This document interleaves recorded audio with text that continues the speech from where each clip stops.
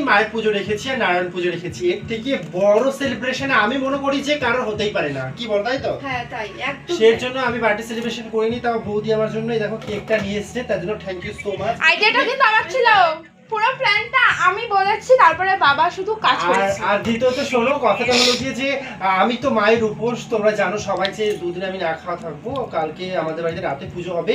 তো দুঃখের বিষয় কেকটা তো আমি এখন আমার নিজের জন্য খেতে পারবো না, তো কেকটা কেটে দেবো, তোরা খেয়ে নিস সবাই, ঠিক আছে? আমরা উপোস, সেটাও বল, আমরা উপোস। জাস্ট কাটা হবে, রাখতে দিও। চলো তাহলে এই যে একটা আমাকে কই বাইরে ফাটানোর সময় বলবা যে ফাটা। না স্টার্ট করো। উলু দিবি সবাই, উলু দিবি, উলু দে। হ্যাঁ উলু দিম না একটু। Happy birthday to you, happy birthday Ranjan গুরু, happy birthday Ranjan Guru. Thank you. Cake- তো কেকটা দেখো, ইয়ে করলে- আজকে রঞ্জন মেকআপ আর্টিস্ট। আমার বাড়িতে পুজো মানে আমার জন্মদিনের দিন আমি মায়ের পুজো রেখেছি আর নারায়ণের পুজো রেখেছি।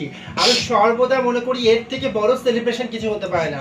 আমি কিন্তু আমার জন্মদিন সেলিব্রেশন করতে চাইনি, আমার বৌদি আমাকে এই যে সেলিব্রেশন করলো, সারপ্রাইজ দিল। আমি আমার জন্মদিনের দিন আমি মায়ের পুজো আর নারায়ণের পুজোই রেখেছি।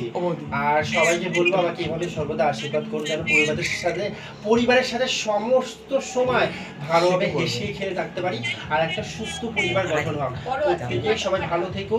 আর সবাইকে বলবো যে কেকটা আমি তোমার কাকে খাবো, তোমাকে খাওয়াই। ভালো লাগবে দেখতে। তুমি এসো, তোমাকে ভালো খাবি? লাগবে।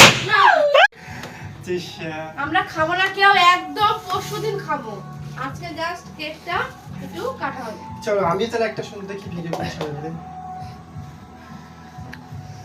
আরে ছবি তো বা